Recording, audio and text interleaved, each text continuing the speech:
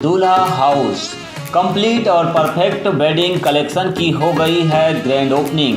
शादी ब्याह की खरीदी के लिए चले आइए अब हमारे नए प्रतिष्ठान में, जहां आपको मिलेगा कोट सूट, ब्लेजर, शेरवानी के साथ ब्लैकबेरी कंपनी के किफ़ायती जैकेट और सूट ब्लेजर, मान्यवर कंपनी के ब्रांडेड कुर्ता पाजामा, जैकेट, साफा मोजड़ी, dupatta, party wear, Indo western का एक से बढ़कर एक कलेक्शन। हमारा पता है दादाबाड़ी स्कूल के पीछे इतवारी बाजार के पास बालाघाट। संपर्क करें 9425138551।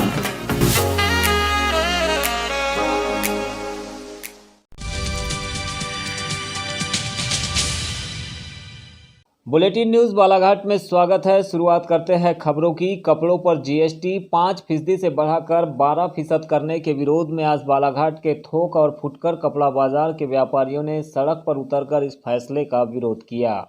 तमाम कपड़ा व्यापारियों ने दोपहर बाद एक रैली निकाली और सरकार के खिलाफ नारेबाजी करते हुए इस फैसले को तत्काल वापस लेने की मांग की। कपड़ा व्यापारियों के इस विरोध प्रदर्शन को चैम्बर्स ऑफ कॉमर्स और कैट ने भी अपना समर्थन दिया। इस दौरान व्यापारियों ने शहर में रैली निकालकर विभिन्न चौक चौराहों पर इसके नुकसान के बारे में अपने विचार रखे। इसके उपरांत यह रैली कलेक्टर कार्यालय पहुंची, जहां पर केंद्र सरकार एवं प्रधानमंत्री वित्त मंत्री के नाम जिला प्रशासन की महिला अधिकारी आयुषी जैन को ज्ञापन सौंपा गया।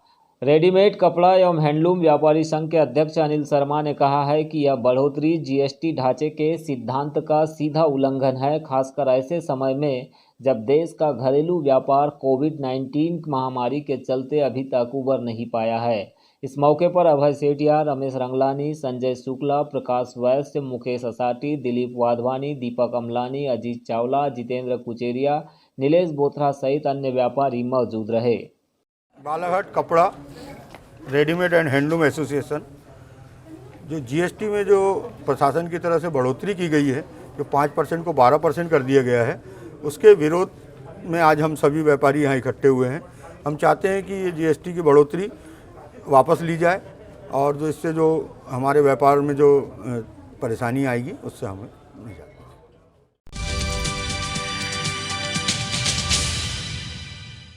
बालाघाट जिले में अगले 2 दिनों तक तीव्र शीतलहर चलने एवं पाला पड़ने की संभावना जताई गई है। ऐसी स्थिति में स्वयं को एवं फसलों की सुरक्षा के लिए कृषि विज्ञान केंद्र बड़गांव के प्रमुख वरिष्ठ वैज्ञानिक डॉक्टर आर्यल राउत ने किसानों को सलाह दी है। उन्होंने कहा है कि ठंडी हवाएं ठंड बढ़ा सकती है, अतः कमज़ोर लोग, शिशु, गर्भवती महिलाएं, बुजुर्ग और पुरानी बीमारियों वाले लोग इससे सावधान रहे।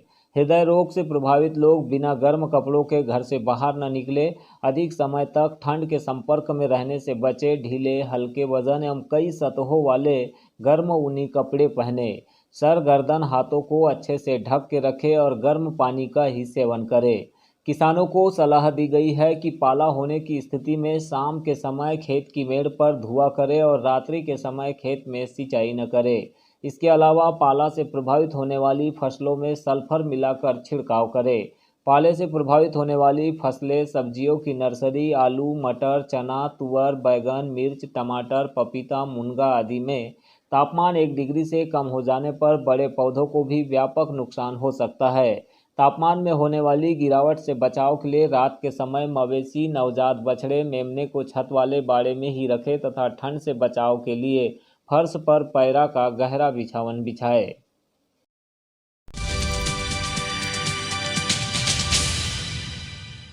30 दिसंबर को अपराह्न 4:30 बजे मुख्यमंत्री शिवराज सिंह चौहान ने वीडियो कॉन्फ्रेंसिंग के द्वारा प्रदेश में कोरोना की स्थिति, 15 से 18 वर्ष के बच्चों को कोविड टीकाकरण की रणनीति, 12 जनवरी 2022 को जिलों में लगाए जाने वाले रोजगार मेलों की तैयारी तथा हेल्दी चाइल्ड कंपटीशन को लेकर मंत्रिमंडल के सदस्यों एवं कलेक्टर से चर्चा की। इस वीडियो कॉन्फ्रेंस में मध्य प्रदेश शासन के आयुष मंत्री रामकिशोर नानोकावरे एवं कलेक्टर डॉक्टर गिरीश कुमार मिश्रा भी शामिल हुए। वीडियो कॉन्फ्रेंस में जिला व्यापार एवं उद्योग केंद्र के महाप्रबंधक अशोक मेश्राम, महिला एवं बाल विकास विभाग की जिला कार्यक्रम अधिकारी लीना चौधरी, आजीविका मिशन के जिला परियोजना समन्वयक ओम प्रकाश बेदवा भी उपस्थित रहे।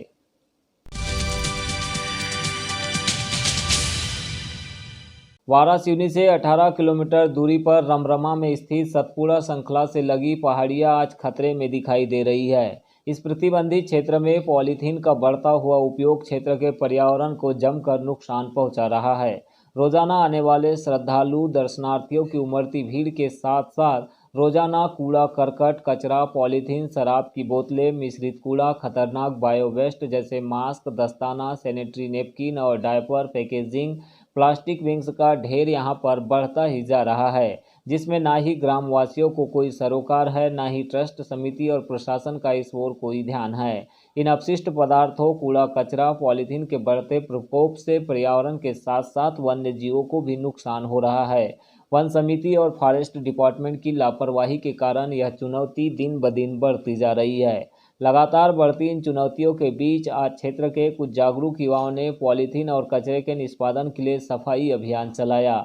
इस संबंध में भारमल राहंगडाले और प्रताप सिंह कुमरे ने कहा कि यह पूरा इलाका धार्मिक क्षेत्र से जुड़ा हुआ है। इसके चलते किसी भी व्यक्ति पर प्रतिबंध नहीं लगाया जा सकता, लेकिन प्रकृति के संरक्षण के लिए लोग पहल करें।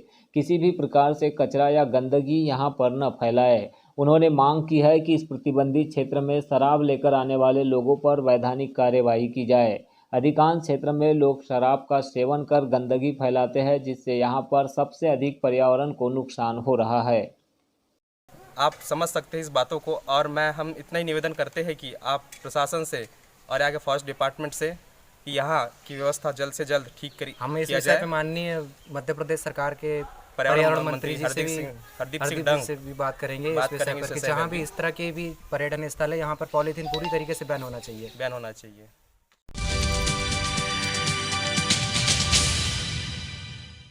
123वीं battalion second commandant Vinay Kumar Sharma और मीना शर्मा के मुख्य आतिथ्य में गढ़वाल समाज द्वारा साई मंदिर बालाघाट के सामने बैठे गरीब जरूरतमंद एवं वनगंगा किनारे बन रहे प्रधानमंत्री आवास योजना बूढ़ी में वनांचल क्षेत्र से आए श्रमिकों को कंबल वितरण किया गया।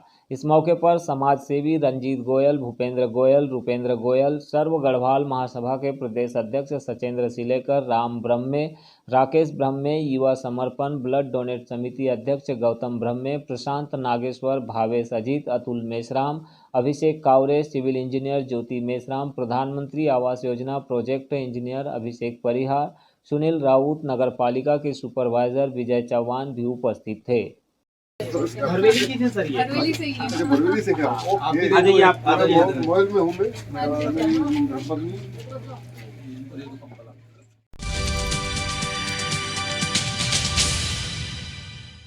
जिंदगी जीने के दो तरीके होते हैं। एक तरीका होता है जो मुझे नहीं मिला वो मैं दूसरों को दे दूँ, जो मैं चाहता हूँ स्वयं के लिए उसको दूसरों को दे दूँ, जो मैं नहीं ले सकता हूँ वो मैं दूसरों को दे दूँ। और ये ज़िंदगी की सच्चाई है, जो हम ले नहीं सकते वो हम दे सकते हैं, और जो ले नहीं सकते हैं उसको भी लेने का जो प्रयास करे वो ले भी नहीं पाता है और दे भी नहीं पाता है। उक्ताशय के प्रेरक विचार ऋषि प्रवीण जी महाराज साहब ने नूतन कला निकेतन के सभागार में चल रहे पारस कथा के 7वें दिन व्यक्त किए।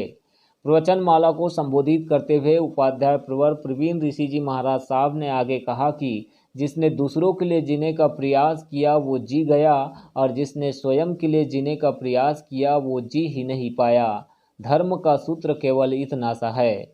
आज भगवान पार्श्वनाथ का दीक्षा कल्याणक है। तीर्थंकर जब भी दीक्षा लेते हैं तो एक छोटा सा संकल्प होता है। वो संकल्प आज आपको भी लेना है कि जब तक मैं मंजिल पर पहुंचता नहीं हूं, जब तक मेरा केवल ज्ञान होता नहीं है, मेरी साधना सिद्ध नहीं होती है, मैं किसी के लिए मन में बद्दुआ नहीं लाऊंगा।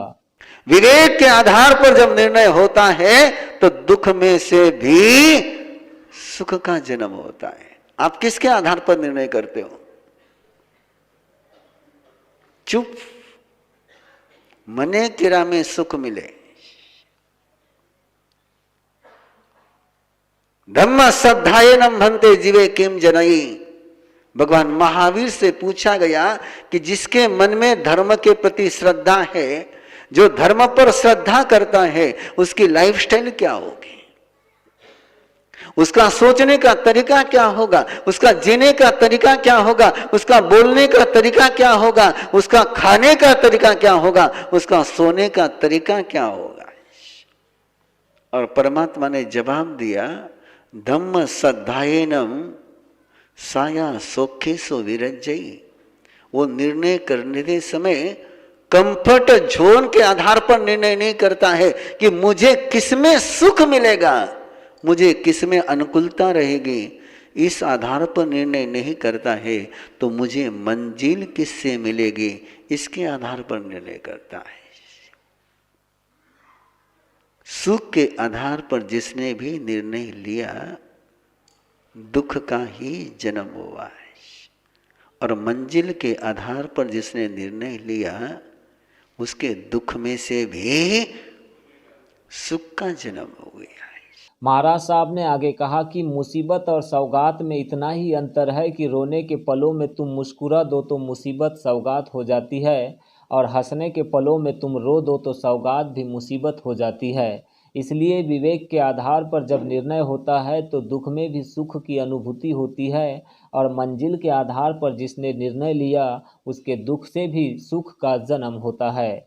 तो मुसीबत और सौगात ये होती ही नहीं है, ना कोई मुसीबत होती है और ना ही कोई सौगात होती है। ये तो तुम्हारे और मेरे हाथ में है कि मैं इसे मुसीबत बनाता हूँ कि सौगात बनाता हूँ। परिस्थिति न सुख की होती है न दुख की होती है। उस परिस्थिति में से फसल क्या लेनी है यह किसान तय करता है, और जिसने तय कर लिया कि मुझे मंजिल पर पहुंचना है, वो कंफर्ट में जाने के आधार पर निर्णय ले तो उलझ जाता है, और मंजिल के आधार पर निर्णय ले तो द्रोणाचार्य को मात दे करके उस मंजिल पर पहुंचता है, उस शिखर पर पहुंचता है कि द्रोणाचार्य को भी आश्चर्य होता है। ऐसा आश्चर्य होता है कि पूछना पड़ता है एकलव्य से कि तेरा गुरु कौन है। यदि लक्ष्य के साथ ऐसा डेडिकेशन हो तो जिसने शिक्षा नहीं दी वो भी भिक्षा मांग लेता है। आप सब जानते हैं कि दक्षिणा में गुरु ने क्या मांगा, पर एकलव्य का अंगूठा काटने के बाद भी अर्जुन एकलव्य से श्रेष्ठ नहीं बन पाया, क्योंकि एकलव्य ने अंगूठा दान करने के बाद दूसरी यात्रा शुरू की, बिना अंगूठे के तीर धनुष चलाना सीखा। इसलिए मैं कहता हूँ कि अंगूठा काट करके लिया जा सकता है, पर एकलव्य को छोटा नहीं किया जा सकता है। इसलिए द्रोणाचार्य ने पूछा, तेरा गुरु कौन है? यदि लक्ष्य के साथ ऐसा डेडिकेशन हो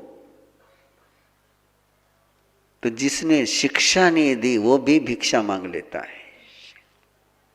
जिसने शिक्षा, वो भी भिक्षा मांग लेता है गुरु दक्षिणा की, कि मैं तेरा गुरु हूं, तू मुझे गुरु मानता है तो दक्षिणा देनी होगी। और आप सब जानते हैं कि दक्षिणा में क्या मांगा। एक धनुर्धर के बॉडी का अंगूठा काट लो तो उसका सीखा हुआ एकलव्य को जानते हो, पर एकलव्य का अंगूठा काटने के बाद भी अर्जुन एकलव्य से श्रेष्ठ नहीं बन पाया, कि एकलव्य ने अंगूठा काटने के बाद दूसरी यात्रा शुरू करी, बिना अंगूठे के तीर धनुष्य चलाना शुरू किया। और आज भी एकलव्य के वंशज, मैं उस प्रदेश में रहकर के आया हूं एकांत साधना के समय, आज भी एकलव्य के वंशज तीर चलाते समय अंगूठे का उपयोग नहीं करते। अंगूठा काट करके लिया जा सकता है, लेकिन एकलव्य को छोटा नहीं किया जा सकता है। और अपना सोच देखिए क्या है।